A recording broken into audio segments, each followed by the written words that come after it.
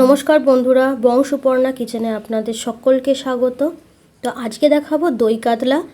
আপনারা বাড়িতে আমি যেভাবে দই কাতলা বানাচ্ছি সেইভাবে অবশ্যই একবার ট্রাই করবেন, খুব সুন্দর খেতে হয়। তো চলুন আমি দই কাতলাটা কিভাবে বানাচ্ছে দেখিয়ে দিই। আমি এখানে কাতলা মাছ নিয়ে নিয়েছি, 7 পিস মতন আছে এখানে। তো এটাতে আমি নুন দেব আর হলুদ দেব একবারে সামান্য।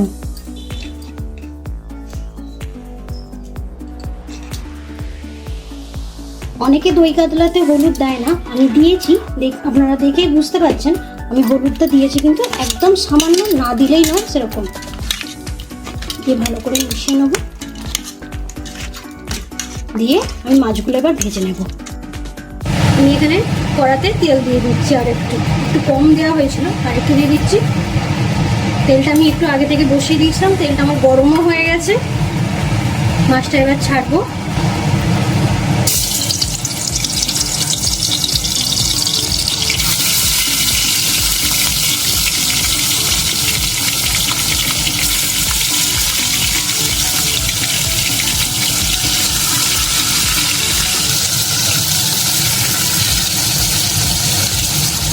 দমটা কমিয়েই মাছটা ভাজবো, খুব বেশি বাড়াবো না, কারণ মাছটাকে আমি খুব কড়কড়ে করে ভাজবো না, হালকা ভাজবো।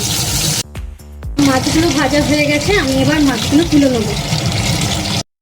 তাতে যে মাছের তেলটা আছে, আমি ওই তেলটাতে আরেকটু তেল দিয়ে দেব।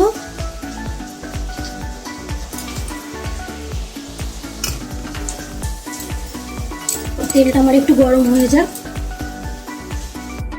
আমার তেলটা গরম হয়ে গেছে, আমি প্রথমেই দিয়ে দিচ্ছি গোটা গরম মশলা,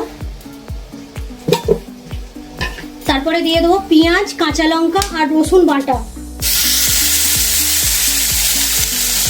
কাঁচা লঙ্কা রসুনটা একটু ভালো করে আমি ভাজবো, কারণ রসুন পেঁয়াজ সব কিছুরই একটা কাঁচা গন্ধ আছে।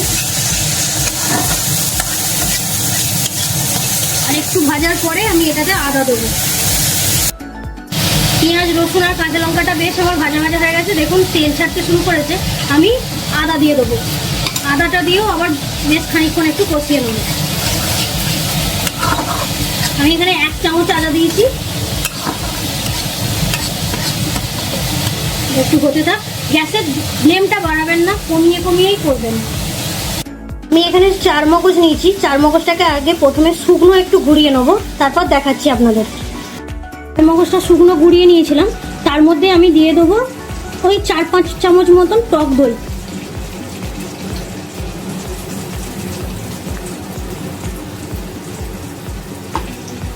দিয়ে এইটা আবার একসঙ্গে পেস্ট করে নেবো। আমার এখানে মশলাটা ভাজা হয়ে গেছে, এবার তেল ছাড়তে শুরু করে দিয়েছি। এবার আমি গুঁড়ো মশলাগুলো অ্যাড করব। প্রথমে দিয়ে দেবো ধনে গুঁড়ো, তারপরে দিয়ে দেবো জিরে গুঁড়ো, কালারের জন্য দেবো কাশ্মীরি লঙ্কার গুঁড়ো। আমি এখানে হলুদ ইউজ করছি না, আর ঝালের জন্য আমি কাঁচা লঙ্কা বাটা দিয়েছি, গুঁড়ো লঙ্কা ব্যবহার করব না। আপনারা যদি ঝাল বেশি খান তাহলে গুঁড়ো লঙ্কা একটু অ্যাড করতে পারেন। মশলাটা আমি ভালো করে কষিয়ে নেব। খুব মশলাটা যদি আপনাদের শুকনো ভাজা ভাজা হয়ে যায় মনে হয়, তাহলে আপনারা সামান্য একটু জল অ্যাড করতে পারেন, খুব বেশি না। এটা আমার হতে থাক। আর গ্যাসের ফ্লেমটা একদমই বাড়াবেন না, কমিয়ে রাখবেন। নুন দিইনি একবারও, শুধু মাছটা ভেজেছিলাম নুন দিয়ে। এবার আমি নুন দিয়ে দিচ্ছি, গ্রেভিটা যেমন হবে সেই আন্দাজ অনুযায়ী আমি নুন দিয়ে দিচ্ছি। আর যে দই আর 4 মগজটা মিক্সিতে পেস্ট করে রেখেছিলাম সেটা দিয়ে দেব।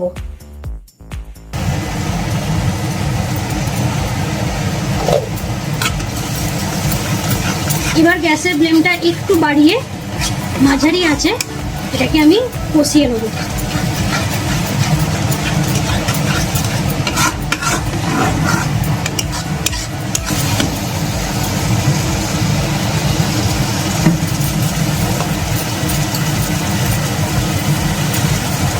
যে মিক্সিটাতে আমি বেটেছিলাম সেইটা ধুয়ে একটু জলটাও দিয়ে দেবো।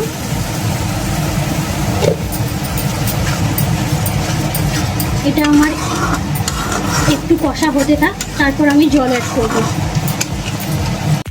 এবার আমি জল দিয়ে দেবো।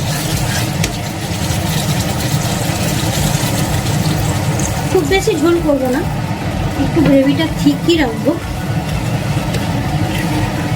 জাস্ট এরকম, আপনারা দেখে বুঝতেই পারছেন এরকম।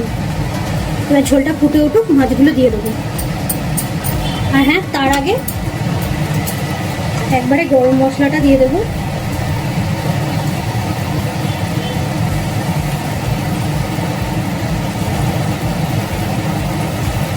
এবার ঝোলটা ফুটে উঠলে মাছগুলো দেবো। ঝোলটা আমার ফুটে গেছে, তো আমি এবার মাছগুলো দিয়ে দেবো।